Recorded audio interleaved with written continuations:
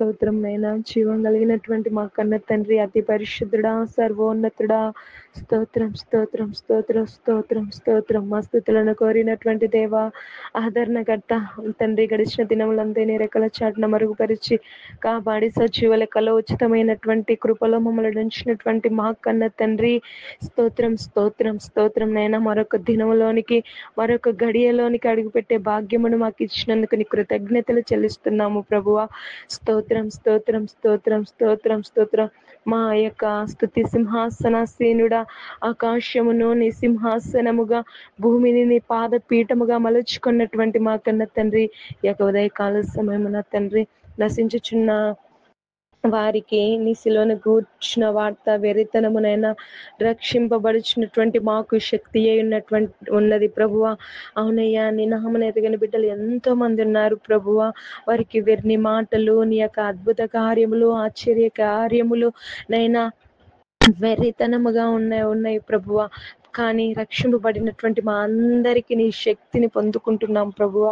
అలాగే ప్రభువా, నేను నమ్ముకున్నటువంటి బిడ్డలు ఎందరైతే ఉన్నారో నైనా తండ్రి, కొరింథీ పత్రికలో మొదటి పత్రికలో 1వ అధ్యాయం 10వ వచనంలో, మీరందరు సహోదరులారా, మీరందరూ ఏకభావముతో మాటలాడవలననియు, మీలో కక్షలు లేక ఏక మనసుతోనూ ఏక తాత్పర్యముతోనూ మీరు సన్నద్ధులై ఉండవలనని వాక్యం ద్వారా సెలవిచ్చుచున్నటువంటి దేవా, పౌలు గారు ఏ విధంగా అయితే మాతో మాట్లాడుచున్నారో, ఏక మనసు, ఏక ఆత్మ కలిగి, ఏక భావమున కలిగి జీవించులాగున మీరే సహాయం చేయమని అడుగుచున్నాం ప్రభువా. అవునయ్యా, ఎంతో మంది సిలువని కూర్చున్నటువంటి వార్తను ఇంకా ఎందరైతే తెలుసుకొనలేదో వారందరూ కుగ్రామాలలో, పట్టణాలలో, ఇంకా ఎందరైతేనైనా పాప ఊబిలో పడిపోయి ఈ నామాన్ని తెలుసుకొనలేని బిడ్డలు ఎంతోమంది ఉన్నారయ్యా. అటువంటి వారిని రక్షించుటకు దైవ సేవకులైనటువంటి వారిని ఇంకా లేవనెత్తమని అడుగుచున్నాం ప్రభువా. తండ్రి, కోత విస్తారమయ్యా, పనివారు లేరయ్యా, పనివారిని ఎన్నుకోమని అడుగుచున్నాం. ఒక్కొక్కరిని అభిషేకించండి ప్రభువా. తండ్రి, నీకు వందనాలు. స్వార్థను ప్రకటించు వారి పాదములు బహు సుందరమైనటువంటి అని వాక్యం ద్వారా సెలవిచ్చుచున్నటువంటి దేవా, తండ్రి, సుందరమైనటువంటి ఆ పాదాలు కలిగి నీ సువార్తను ఎందరైతే ప్రకటిస్తూ ఉన్నారో వారందరినీ కావాల్సినటువంటి, ఎప్పటికప్పుడు కావాల్సినటువంటి నూతన అభిషేకము చేత వారిని అభిషేకించండి ప్రభువా. అనేక అద్భుత కార్యములు, ఆశ్చర్య కార్యములు, మహత్ కార్యములను జరిగించమని అడుగుచున్నాం ప్రభువా.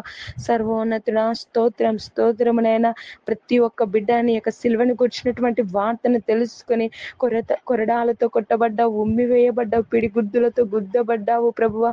ముళ్ళ కిరీటం ధరించబడ్డావు, చిలల చేత చెక్కబడ్డావు, 39 కొరడాలతో దెబ్బలు తిన్నావయ్యా. మా కొరకు ఎంతగానో ఉమ్మివేయబడ్డావు, అపహసింపబడ్డావు నైనా. దూషించి ద్వేషించినప్పటికీ నైనా, మరణం వరకు కూడా నైనా తండ్రి, వీరిని క్షమించుము అని ఎంతగానో మమ్మల్ని ప్రేమించిన దేవుడవు ప్రభువా.